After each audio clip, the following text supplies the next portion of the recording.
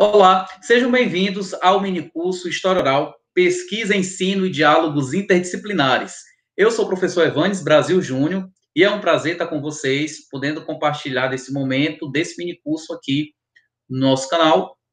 E hoje nós vamos fazer um vídeo para tentar desmistificar algumas coisas que geralmente envolvem a oralidade e o seu uso na pesquisa com a história oral. Seria a história oral presente apenas a partir do momento em que temos a invenção de um gravador? Seria a oralidade fonte para a cultura escrita ou seria a cultura escrita que é fonte para a oralidade? Como que o historiador encara tudo isso? E ao longo do tempo, seria a oralidade usada na escrita de livros históricos, de escrituras sagradas? Como que o que as pesquisas atuais conseguiram descobrir a respeito disso? Então, se liga aí, vamos para o nosso vídeo 2 do nosso curso. Então, normalmente quando a gente fala em história oral, as pessoas imaginam uma cena como essa. Um pesquisador, uma pesquisadora, diante de um narrador. Esse narrador vai contar uma história. Normalmente ele é visto como alguém que testemunhou alguma conjuntura do passado, do presente, e ele lembra daquilo que aconteceu e ele fala das suas lembranças. Primeira coisa que é um tanto problemática nisso é acreditar que esse narrador ele tem como lembrar de tudo como realmente aconteceu. Seria a memória algo petrificado, capaz de conservar informações ou não? Seria verdade o que o narrador está falando? Até que ponto é verdade? Ou será que são essas questões que são problemáticas? E o pesquisador, ele seria alguém passivo nesse processo? Seria só alguém imparcial que chegou ali diante do narrador e coloca um gravador para ele falar sobre suas lembranças? Ou estaria o pesquisador dando voz a alguém que não teria a sua voz ouvida pela sociedade? Então, essas são algumas questões que sempre quando a gente vai tratar de história oral, elas aparecem, né? São normalmente as primeiras questões que se tratam quando se fala em história oral. Então, antes de apresentar para vocês os conceitos de história oral, queria realizar essa pequena reflexão.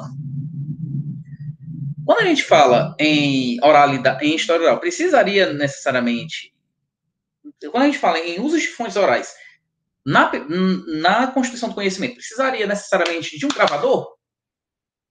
E se a gente for lá na antiguidade, a gente vai perceber que os primeiros historiadores, como por exemplo, Heródoto, Tucídides, Políbio, eles se utilizavam já da fonte oral. E será que eles não tinham cuidado de pensar sobre a veracidade dos fatos e daquilo que estava sendo comunicado? E eles tinham sim, a gente pode pensar, por exemplo, que Tucídides ele era muito crítico com as suas fontes, ele desenvolve um trabalho de pesquisa muito interessante, e Tucídides se utilizava de fontes orais. Heródoto, quando trata das guerras médicas, aquelas guerras entre gregos e persas, Heródoto se utiliza de fontes orais. Tucídides, quando trata da Guerra do Peloponeso, entre a Liga de Delos, a Confederação de Delos e a Liga do Peloponeso, também se utiliza de fontes orais, lá no século V, IV a.C.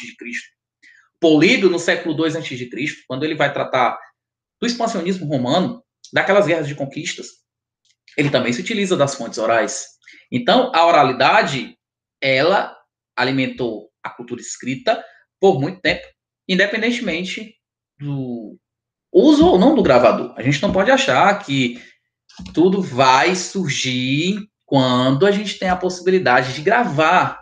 A oralidade sempre foi fonte e de forma muitas vezes espontânea, se propagando, seja numa fofoca, seja numa conversa, né? A oralidade é aquilo que há no ser humano de mais humano, digamos assim.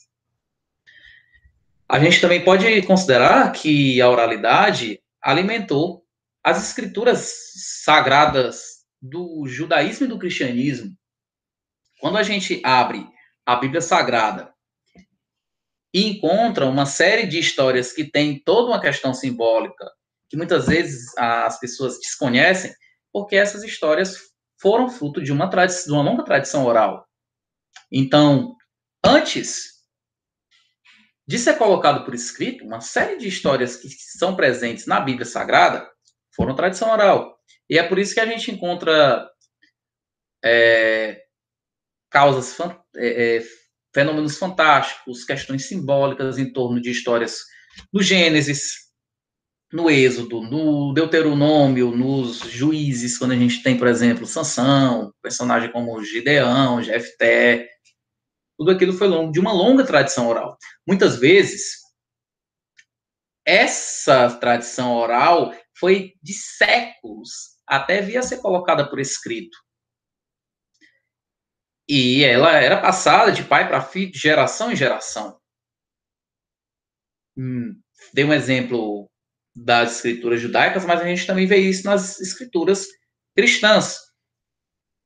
Embora quando se abre a Bíblia, você vai lá, na sequência encontra o Evangelho de Mateus, o Evangelho de Marcos, Lucas, João, e depois as cartas de Paulo, mas na realidade as cartas de São Paulo são as mais antigas escrituras cristãs.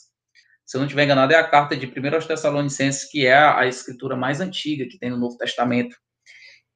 E os evangelhos vão sendo desenvolvidos com o passar do tempo. São frutos de uma longa tradição oral. A própria mensagem do cristianismo, ela era, por definição, uma mensagem oral. Falava-se na palavra, levar a palavra, e isso era muito a fala mesmo. Quando Jesus diz, e ser-me-eis minhas testemunhas, tanto em Jerusalém, quanto na Judéia e em Samaria e até nos confins da terra, ele está se referindo a isso também. Eles eram testemunhas, a pregação era oral, era falada, e assim ela era transmitida, os milagres também, as crenças, as aparições do Messias, enfim. E só posteriormente que tudo isso é escrito. Mas não só a oralidade alimentou a cultura escrita, como a cultura escrita muitas vezes alimenta a oralidade, né? A gente tem, por exemplo, se você for pegar na Idade Média ou no período moderno, enfim, a gente tem aquelas histórias que eram escritas, que eram contadas em ambientes e ressignificadas, sendo transmitidas oralmente. E aí, muitas vezes, aquilo que era transmitido era modificado, transformado naquilo que é típico da oralidade, porque a oralidade ela é viva e pulsante. E ela passa por processo de ressignificação o tempo todo. A gente pode considerar, por exemplo, os chamados Rousseaus de Sarjeta, aquela galera que tinha acesso à obra do Rousseau em tabernas, e aí lia a obra do Rousseau, e alguém escutava e falava sobre o pensamento do Rousseau, e ia falando de um para o outro, e assim isso ia se espalhando, muitas vezes, numa mensagem oral. E quantos processos revolucionários que não foram assim? Com a oralidade sendo fundamental na propagação daquela ideia e daquela praxis revolucionária. Então, a oralidade muitas vezes alimentou a escrita, e muitas vezes a escrita alimentou a oralidade, mas a oralidade, ela é dinâmica, e quando a gente pensa que ela vai ser presa numa gravação, simplesmente com um pesquisador que tem um gravador, quando eu penso que a oralidade vai se resumir a uma memória que seria congelada e alguém que lembra e vai dizendo, e depois o pesquisador ele coleta aquelas informações e publiciza num livro. É reduzir demais a oralidade. É reduzir demais. Achar que a oralidade é isso é um caminho totalmente errado. E aí você pode estar se questionando. Não sei se você é um estudante de história, ou se você já é um professor, um pesquisador, um profissional da área da educação, ou se você é só você é um curioso que chegou aqui no canal no YouTube. Esse canal nem era um objetivo meu, mas faz parte da dinâmica aí dos minicursos. Você chegou aqui e está se perguntando, poxa, e aí, o que é verdadeiro nisso? E a resposta é que a gente busca compreender os significados, os sentidos, lançar questões sobre isso, questões de interesse cultural, questões de interesse social. Qual o significado com essa narrativa está mais além do que pensar uma informação verdadeira, verídica. Se eu pegar os mitos da Grécia Antiga, se eu pegar uma Ilíada e uma Odisseia, que são clássicos, e que por muito tempo se atribuiu ao Homero, mas que na realidade se sabe hoje que o Homero bebeu em fontes orais e que toda a sua produção é fruto de fontes orais lá do período chamado homérico, né? É a informação em si que é importante ou é o significado daquilo que é comunicado que é importante? E quando a gente fala em história oral, quando a gente trata da oralidade, a gente tem que pensar que é o significado da mensagem transmitida que é fundamental. Mais do que tentar resumir a oralidade a algo estático, uma coisa fechada, uma coisa que seria verdadeira, é pensar no significado daquela transmissão do narrador para o seu ouvinte. E também que nessa dinâmica, tanto temos o narrador quanto um sujeito ativo, como a gente também tem o ouvinte como sujeito ativo. Porque o ouvir, a forma como tudo se expressa, determina demais a forma como aquilo vai ser narrado. E aí, gente, eu queria lançar a reflexão, não é? Quando a gente fala da história oral, a gente não está falando só da dimensão da fala. Porque a fala exige a escuta. Quando eu falo, a mensagem que eu estou transmitindo para você pressupõe o seu ouvir.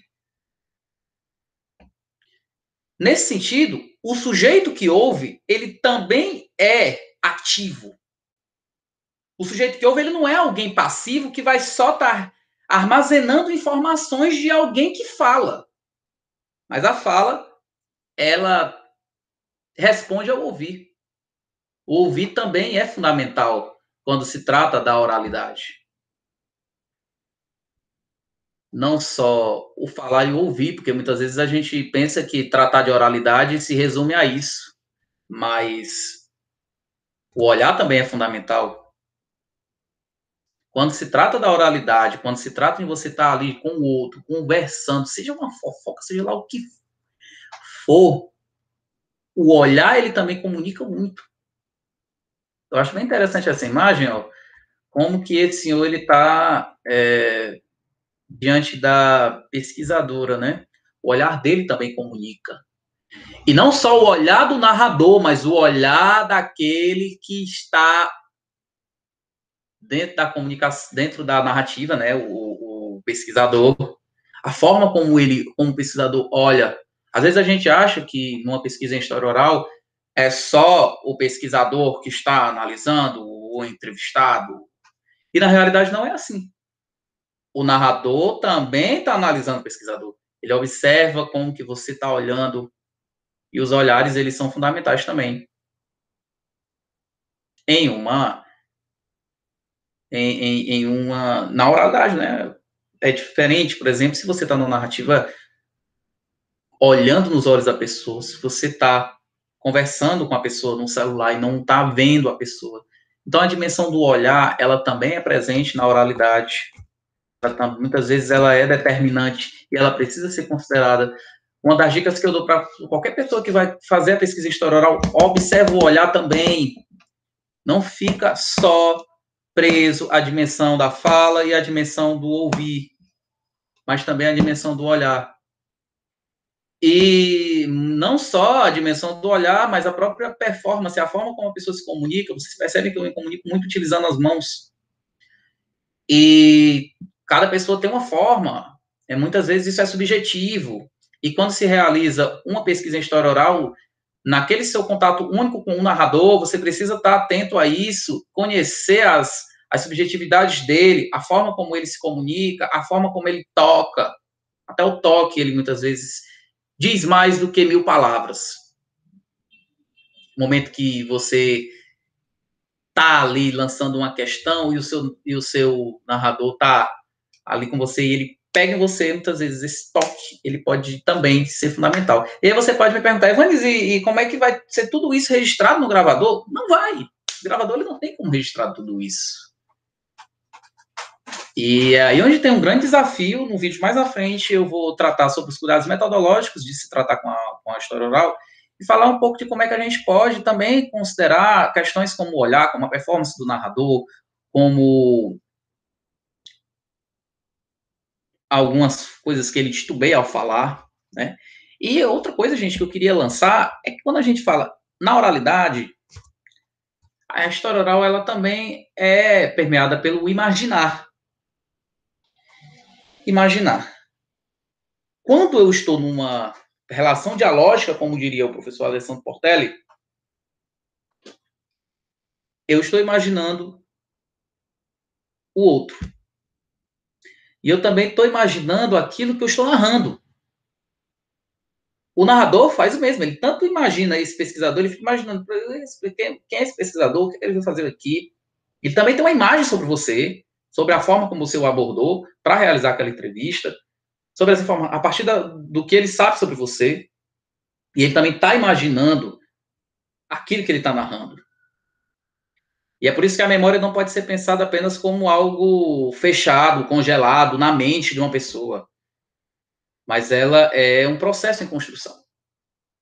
Processo de construção mediado pela linguagem. E a narrativa é a forma de transmitir essa mensagem.